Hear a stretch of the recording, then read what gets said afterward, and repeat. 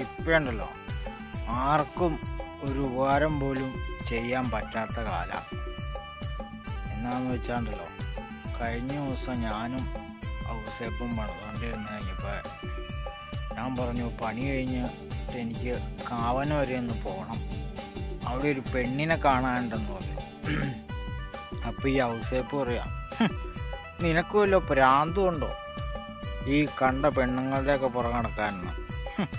ഈ ഔസേപ്പ് എന്ന് പറയുന്നവൻ ആ ഷിനോയുടെ വീട്ടിൽ പണിതുകൊണ്ടിരുന്നപ്പോൾ ഒരു പെണ്ണെ കാണണമെന്നും പറഞ്ഞ് ഞാൻ എൻ്റെ വണ്ടി 250 രൂപയ്ക്ക് പെട്രോൾ അടിക്കാൻ ഇവൻ ആ പെണ്ണ് കാണണമെന്നും പറഞ്ഞ് ഇവന് കൊടുത്താൽ ആ നാഴിക അത് കഴിഞ്ഞ് നമ്മളൊരു പെണ്ണ് ഇഷ്ടപ്പെട്ട് കഴിഞ്ഞപ്പോൾ ആ പെണ്ണ് കാണാൻ പോകാൻ തുടങ്ങിയപ്പോൾ ഭ്രാന്താന്ന് പറയണത് അല്ലേ. ഇതാണ് വണ്ടിയൊന്നും കൊടുക്കാൻ പാടില്ല എന്ന് പറയുന്ന കേസ്. ഇതാന്നേ ആർക്കൊരു ഉപകാരം ചെയ്യാൻ പറ്റില്ലാത്ത കാലമാണെന്ന് ഞാൻ പറഞ്ഞില്ലേ.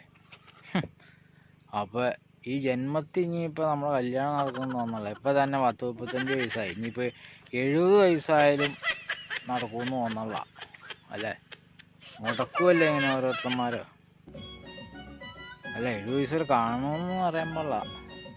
എന്തായാലും ഇനി നടക്കുമെന്ന് തോന്നല്ല. നമ്മളൊരാളെ ഇഷ്ടപ്പെട്ടൊന്ന് കാണാൻ പോകാമെന്ന് വിചാരിക്കുമ്പോൾ മുടക്കുമല്ലേ ആൾക്കാർ, പിന്നെ എങ്ങനെ നടക്കും?